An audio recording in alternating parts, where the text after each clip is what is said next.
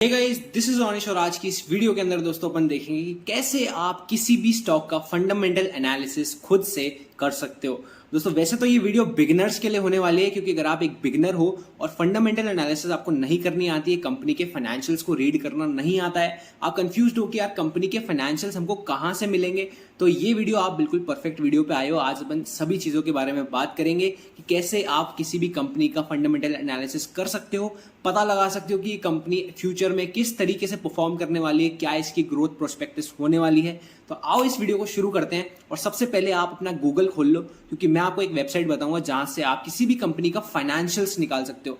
यार जब मैंने ये फाइनेंशियल मतलब फंडामेंटल एनालिसिस की मैंने जब शुरू में बात सुनी थी, तो मैं ये सोचता था कि यार किसी भी कंपनी का हम फंडामेंटल एनालिसिस कर तो लेंगे, पर उस कंपनी के फाइनेंशियल्स हम लाएंगे कहां से, कौन देगा हमको।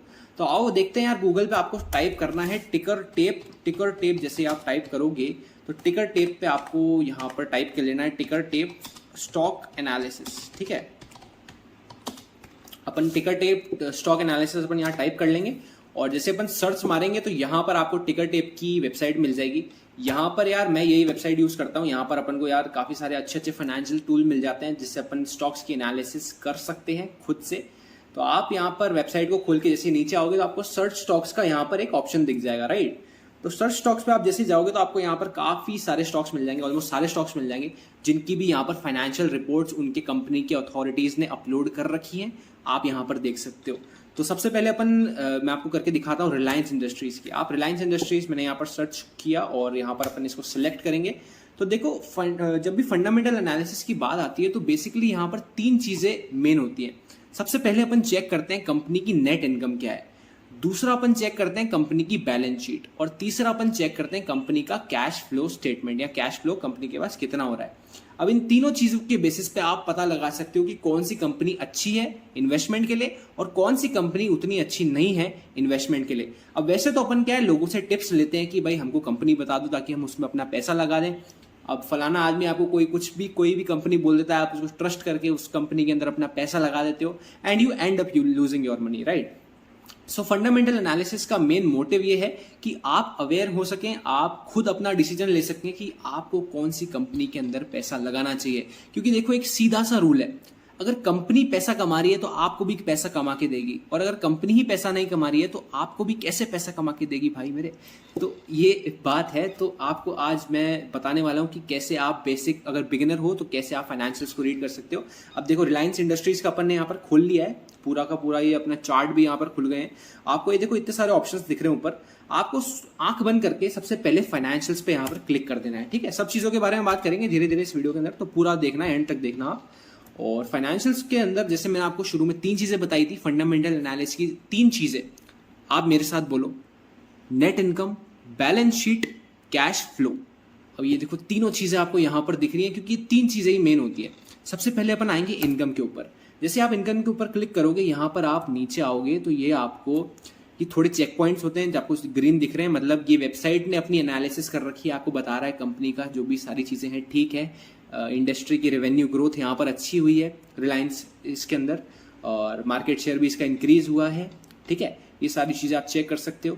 यहाँ से आप जैसे नीचे आओगे तो यहाँ पर आपको फाइनेंशियल ईयर दे रखे हैं, देखो फाइनेंशियल ईयर 2022, और यहाँ से आप पीछे चलोगे तो आपको सारा डेटा यहाँ पर इस वेबसाइट के ऊपर किसी भी स्टॉक का मिल जाएगा। अब इसको रीड कैसे करना है ये भी मैं आपको समझा देता हूं। अब देखो अपन 2013 का यहाँ पर डेटा चेक कर रहे हैं। यहाँ पर टोटल रेवेन्यू का एक सेक्शन है कि आपकी कंपनी ने टोटल रेवेन्यू कितना जनरेट किया है।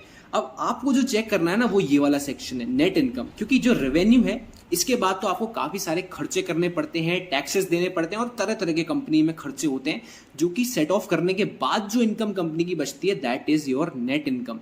नेट इनकम किसी भी कंपनी की हमेशा पॉजिटिव होनी चाहिए, इंक्रीजिंग होनी चाहिए, कंपनी को यहां पर लॉस नहीं होना चाहिए। अगर कंपनी पैसा कमा रही है, हर साल उसका पैसा कमा रही है और बढ़ता जा रहा है वो इंक्रीजिंग रेट पे, तो बहुत चांसेस है कि कंपनी आपको भी पैसा कमा के देगी, कंपनी का शेयर प्राइस ऊपर जाएगा जिससे आपको बेनिफिट होएगा।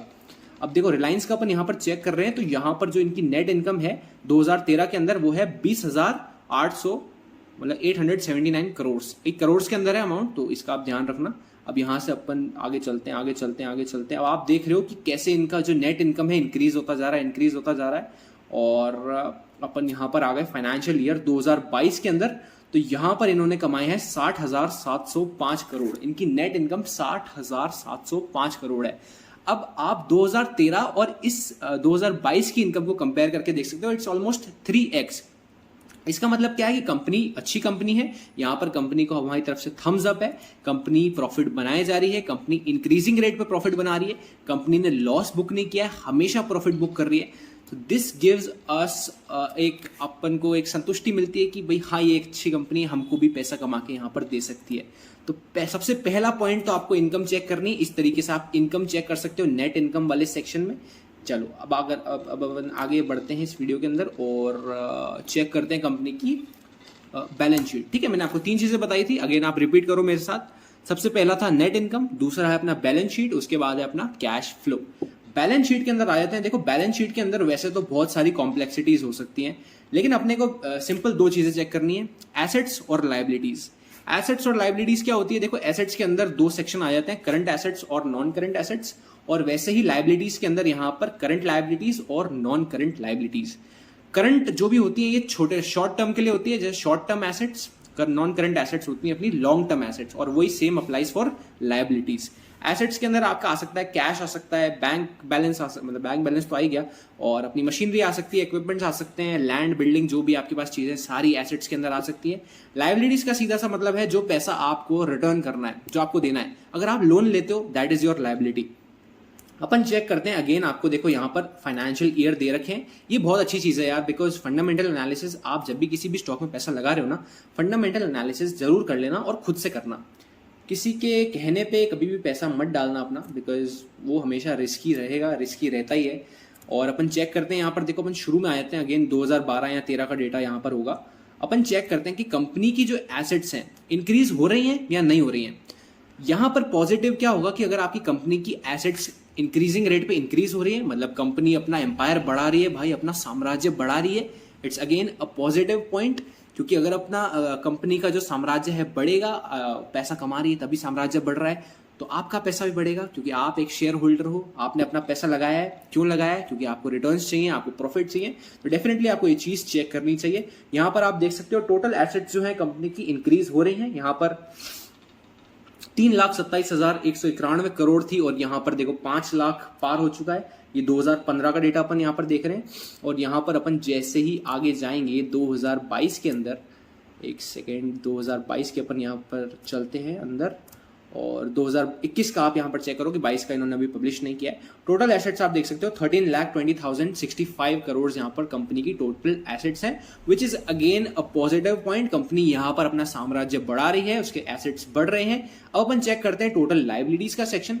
देखो लाइबिलिटीज कंपनीज के यहाँ पर जो होता है डेट टू इक्विटी रेशियो भी होता है, और भी बहुत सारी चीजें होती है। खैर बहुत सारी कॉम्प्लेक्सिटीज हैं, सब चीजों की तो अपन इस वीडियो के अंदर बात नहीं करेंगे, this is just the beginning.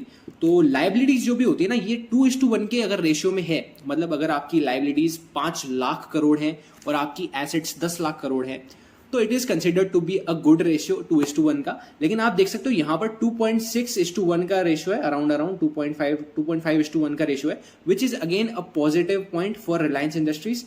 कि यहाँ पर आप चेक कर सकते हो कि कंपनी को जो पैसा लौटाना है दैट इज 5,20,633 करोड़, और उसके अगेंस्ट में कंपनी के पास इतनी एसेट्स मौजूद है कि अगर कोई भी इंसॉल्वेंसी की सिचुएशन आ सकती है तो कंपनी उसको हैंडल कर सकती है अपनी एसेट्स को बेचकर। जो भी डेट है, जो भी लोन है, जो भी अपनी लाइबिलिटीज है, उनको पे ऑफ कर सकती है। सो यहाँ पर अगेन हम रिलायंस इंडस्ट्रीज को एक थम्स अप दे देते हैं। अपन ने देखो 3 चीजें मैंने आपको बताई थी, अगेन आप रिपीट करो, इन तीनों चीजों को याद करके जाना है आपको। सबसे पहला क्या था? नेट इनकम, बैलेंस शीट, ये दोनों चीजें अपन ने कर ली है। तीसरी चीज है अपनी cash flow statement, cash flow अपन को पता करना है। चलो उस पर अपन चलते हैं। अब आप ऊपर आ जाओगे, देखो अपन ने इनकम चेक कर लिया, बैलेंस शीट चेक कर लिया, अब आपको आना है कैश फ्लो के ऊपर। अब यहां से आपको पता चलेगा कि कैश कितना आ रहा है कंपनी के अंदर। ठीक है, अब चलो यहाँ पर फाइनेंशियल ईयर अगर आपको दे रखा है, देखो 2021 दे रखा है, 2013 से ही दे रखा होगा, आई थिंक मैं एक बार चेक करूँ, 2012 से दे रखा है, चलो बहुत अच्छी बात है। अब यहाँ पर आपको सबसे पहले और सबसे आखिरी में एक ही लाइन चेक करनी है, that is your free cash flow. क्योंकि यहाँ पर क्या होता है, जो भी नेट चेंजेस इन कैश होती है, हर साल वर्किंग कैपिटल के अंदर चेंजेस होते हैं, जो भी कंपनी की अथॉरिटीज होती है, जो भी फाइनेंस मतलब जो बड़ी पोस्ट वाले लोग होते हैं, हर साल कंपनी के अंदर अपने फ्यूचर प्रोजेक्ट्स के हिसाब से, जो भी इनके प्रोजेक्ट होते हैं उनके हिसाब से वर्किंग कैपिटल के अंदर चेंजेस करते रहते हैं, जो कि कैश फ्लो को अपना इफेक्ट करता है और अच्छी तरीके से इफेक्ट करता है। तो आप यहाँ पर चेक करो कि कंपनी का यहाँ पर जो कैश फ्लो था वो था 8,102 करोड़। इसके बाद इन्होंने सोचा होगा भाई फ्यूचर प्रोजेक्ट्स में हम कुछ पैसा डालें, तो ये अपना कैश फ्लो यहाँ पर नेगेटिव भी गया। और 2018-19 यहाँ पर नेगेटिव था, 20 के अंदर पॉजिटिव था, 21 के अंदर अगेन ये 80,000 रुपए समथिंग का नेगेटिव कैश फ्लो यहाँ पर चल रहा है। मतलब कंपनी के जो ऑपरेशंस हैं, कैश फ्लो आ नहीं रहा है, उल्टा उसके पास से जा रहा है। तो इसका एक तरीके से मतलब ये भी हो सकता है कि कंपनी अपने प्रोजेक्ट्स की तरफ अपना पैसा एलोकेट कर रही है, अपने प्रोजेक्ट्स की तरफ अपना पैसा लगा रही है।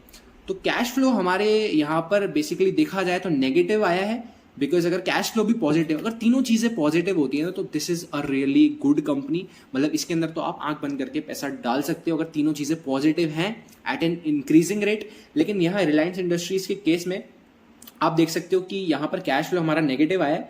तो शुरू के जो 2 चेक पॉइंट्स थे वहां पर अपना पॉजिटिव है और तीसरा कैश फ्लो के सेक्शन में अपना नेगेटिव है। बट स्टिल मैं आपको एक चीज बताऊं, देखो कंपनीज यहाँ पर 3 तरह की होती हैं, एक तो large cap, mid cap, small cap. Reliance industries जो है अपनी लार्ज कैप है। लार्ज कैप जो भी कंपनीज होती है यहाँ पर रिस्क फैक्टर बहुत ही कम होता है, मिड कैप के अंदर मीडियम रिस्क होता है और जो लो कैप कंपनीज होती है वहां पर काफी हाई रिस्क होता है।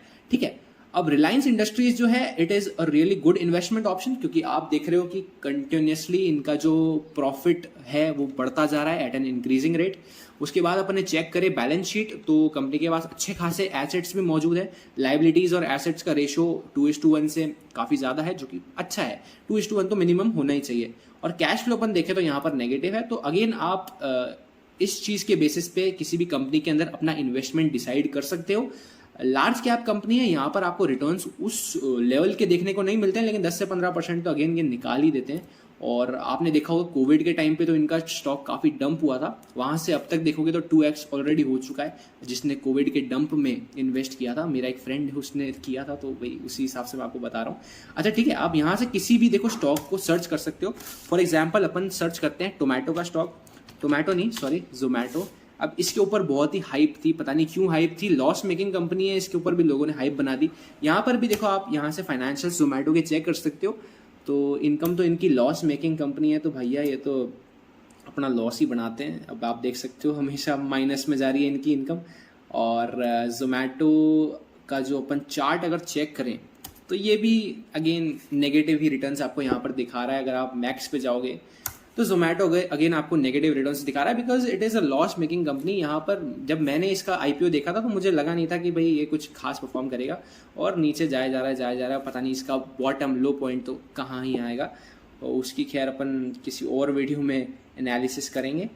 और इसी तरीके से आप देखो यहाँ पर किसी के चार्ट्स, किसी भी कंपनी के स्टॉक के चार्ट्स को भी स्टडी कर सकते हो, उसी हिसाब से फाइनेंशियल्स भी स्टडी कर सकते हो। उसके पास में पीयर्स का ऑप्शन है। पीयर्स मतलब जैसे आपने रिलायंस इंडस्ट्रीज है तो उसकी कंपटीशन में कौन सी दूसरी कंपनीज हैं, उस इंडस्ट्री की कंपटीशन में दूसरी कौन सी कंपनीज हैं जो कि अच्छा परफॉर्म कर रही हैं, कैसा परफॉर्म कर रही है, वो सब चीज़ें आप पीयर्स के ऑप्शन से चेक कर सकते हो। जैसे कि ये देखो कंपेयर अगेंस्ट देम, दूसरी कंपनी से आप अपनी कंपनी को कंपेयर करके देख सकते हो।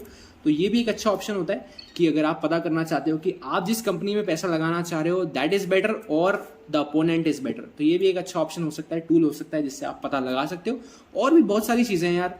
Stock market is a really wide concept, तो एक वीडियो के अंदर इसको कंप्लीट करना तो इट इज रियली इम्पॉसिबल।